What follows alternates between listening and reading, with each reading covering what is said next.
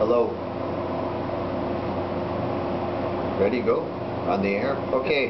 This document contained herein bears witness to the culture and times and of the life of the city of Windsor, Ontario, Canada. The provision of explanation there through the use of parody and colloquial slang bears accurate observation and testament to the behavioral interactions and relationships amongst its citizenry as observed by qualified expatriates.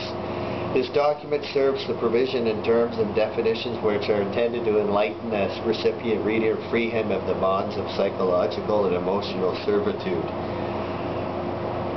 Windhole, noun, slang, for place, City of Windsor, Ontario, Canada. Verb, to sabotage through slander, deceit, false witness, adultery, thievery, violence, or any other act which bears the victim in a compromising position, usually at a time when the victim is least suspecting of a threat or most vulnerable. The act of windholing most often involves intense group and peer pressure whereby the victim feels ostracized from the collective security of the group.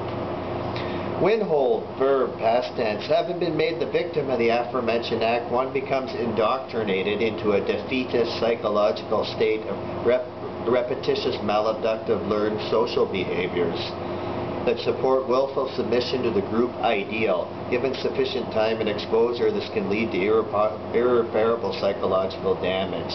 See wind disease. Windholer, one who constantly windholes others, also a resident or native of Windsor, Ontario, Canada.